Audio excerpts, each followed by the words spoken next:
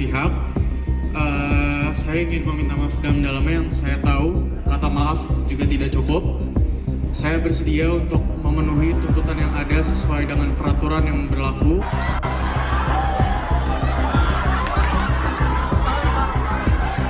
Makanya, jadi kalau saya pribadi ya, saya maunya kalian minta maaf sesuai sama apa yang kalian sebutin aja. Tapi tembak-tembak perempuan, tembak-tembak perempuan.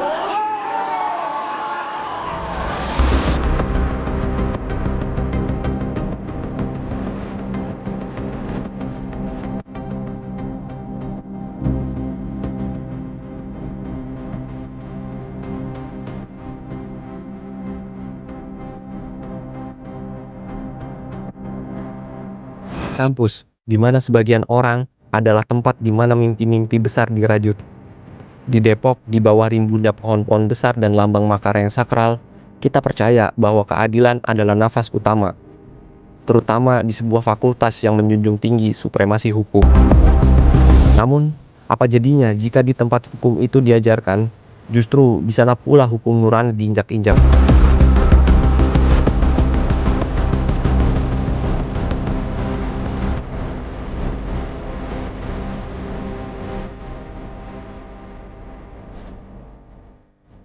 Pada sivitas akademika, rekan-rekan media, dan masyarakat luas, merespon informasi terkait dugaan kekerasan seksual secara verbal di lingkungan Fakultas Hukum, Universitas Indonesia memastikan bahwa proses investigasi tengah berjalan secara komprehensif.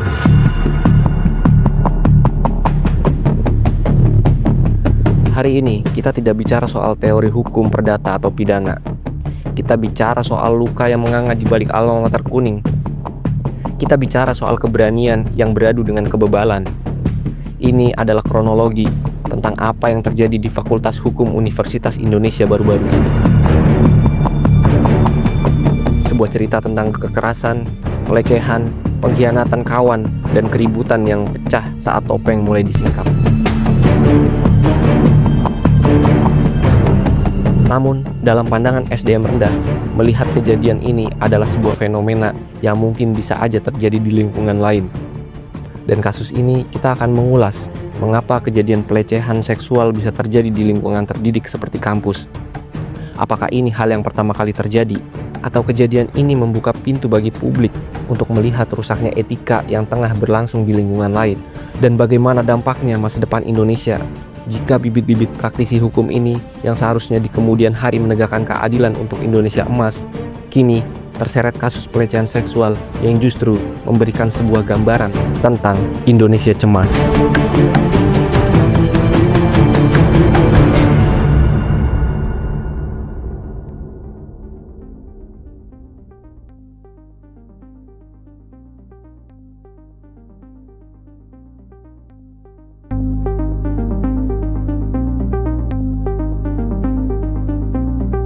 Semula berawal dari ruang sunyi digital, pelecehan seksual jarang terjadi dengan dentum ledakan. Ia merayap dalam senyap, memanfaatkan celah kepercayaan. Pelaku yang merupakan bagian dari keluarga besar mahasiswa itu sendiri justru melakukan hal yang melanggar kode etik mahasiswa di lingkungan kampusnya sendiri.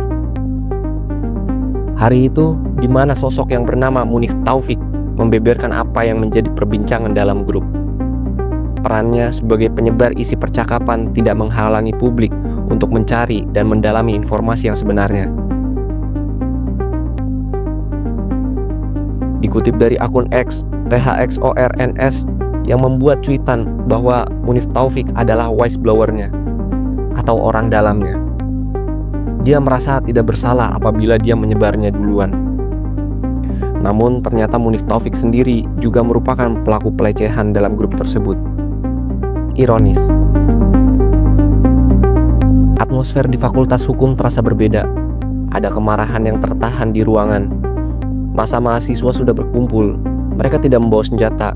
Mereka hanya membawa poster keberanian dan ingin melihat wajah seseorang yang diduga telah merusak masa depan kampusnya sendiri. Visual yang beredar memperlihatkan betapa kacaunya situasi tersebut.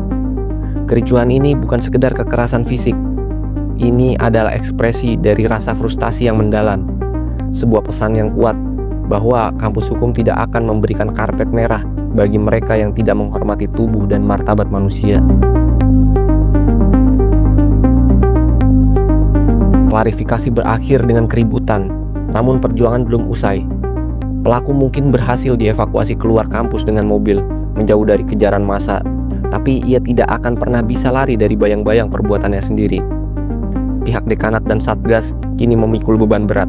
Publik menanti, apakah hukum akan tajam ke atas pada anggotanya sendiri, ataukah ini hanya akan menjadi catatan kaki yang terlupakan dalam sejarah panjang UI.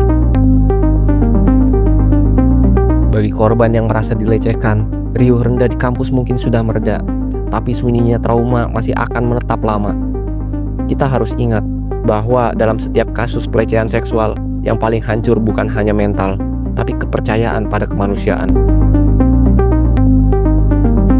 Kericuhan di FHUI tempo hari adalah alarm keras bagi kita semua, bahwa gelar akademik dan kecerdasan intelektual tidak pernah menjamin kebaikan nurani.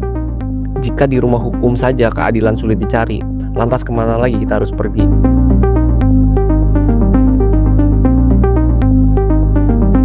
Ada sebuah beban yang tak kasat mata saat seseorang mengenakan jaket kuning itu. Bagi jutaan anak muda di negeri ini, UI bukan sekedar kampus. Ia adalah mercusuar. Ia adalah simbol intelektualitas tertinggi, tempat di mana putra-putri terbaik bangsa ditempa untuk menjadi pemimpin, pemikir, dan penjaga moral bangsa. Namun, ketika berita tentang pelecehan seksual ini pecah, ada sesuatu yang retak dalam citra megah tersebut. Kita dipaksa menyaksikan sebuah paradoks yang menyakitkan. Bagaimana mungkin kampus yang selalu nangkring di peringkat atas universitas terbaik, yang meluluskan pendekar-pendekar hukum kaliber nasional, justru gagap saat harus menjaga keselamatan mahasiswanya sendiri. Mari kita bicara jujur. Fakultas Hukum UI adalah kawah candra di muka bagi para calon hakim, jaksa, dan pengacara hebat. Di sana, keadilan adalah mata kuliah wajib. Namun, apa maknanya nilai A dalam transkrip nilai jika nurani pelakunya mati? Kampus favorit seharusnya tidak hanya mencetak orang pintar, tetapi juga manusia yang aman bagi manusia lainnya. Jika standar masuk UI begitu tinggi secara intelektual, lantas mengapa standar moral dan keamanan bagi mahasiswanya terasa begitu rendah dalam menangani kasus seperti ini? Pada akhirnya, kejayaan sebuah kampus tidak diukur dari berapa banyak riset yang dipublikasikan atau berapa banyak menteri yang dihasilkan. Kejayaan sejati diukur dari seberapa berani kampus itu berdiri, membela yang paling lemah di antara mereka. Jika UI gagal memberikan sanksi tegas, jika UI hanya diam dan berlindung di balik prosedur yang bertele-tele, maka jaket kuning itu tak lebih dari sekedar kain biasa. Tanpa integritas untuk menindak kekerasan, kebanggaan sebagai kampus favorit hanyalah sebuah ilusi yang dipaksakan. Namun, mari kita tarik napas sejenak dan melihat lebih jauh keluar pagar Depok. Jika di jantung hukum Indonesia saja, sebuah tempat yang seharusnya menjadi benteng terakhir kebenaran, kejadian ini bisa terjadi. Mungkinkah ini hanya puncak gunung es? Kita harus berani bertanya, jika UI yang memiliki sorotan lampu panggung begitu terang saja bisa kebobolan, bagaimana dengan kampus-kampus di pelosok negeri? Bagaimana dengan universitas yang tidak memiliki satgas PPKS yang vokal, atau yang birokrasinya jauh lebih tertutup dan represif? Fenomena di FHUI ini hanyalah sebuah pengingat bahwa ruang aman di institusi pendidikan kita saat ini sedang dalam kondisi darurat. Orang tua tidak lagi mencemaskan nilai IPK anak-anak mereka, tapi mereka mulai mencemaskan keselamatan tubuh dan jiwa anak mereka. Bagi mahasiswa lain, ini adalah krisis eksistensi. Kampus yang seharusnya menjadi tempat mereka adu argumen dengan bebas, kini berubah menjadi tempat mereka harus selalu waspada dan curiga. Ketika rasa aman hilang, proses belajar pun mati. Kita sedang melihat sebuah generasi yang dipaksa dewasa sebelum waktunya. Bukan karena kerasnya ilmu pengetahuan, tapi karena kerasnya realitas kejahatan yang tidak tertangani. Namun, ada satu hal yang jauh lebih mengkhawatirkan dari sekedar rusaknya reputasi sebuah universitas. Ini adalah soal masa depan Indonesia. Universitas adalah pabrik yang mencetak pemimpin bangsa. Apa jadinya masa depan negeri ini jika pabrik tersebut membiarkan benih-benih predator tumbuh subur tanpa sanksi yang nyata? Jika kita membiarkan imunitas kekebalan hukum menetap di lingkungan kampus, kita sebenarnya sedang menanam bom waktu bagi masa depan Indonesia. Kita sedang membangun sebuah masyarakat yang dipimpin oleh orang-orang pintar namun cacat karakter.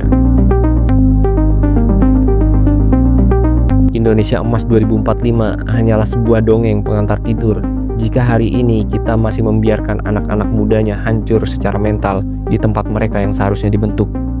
Keributan di FHUI kemarin bukan sekedar kerusuhan mahasiswa.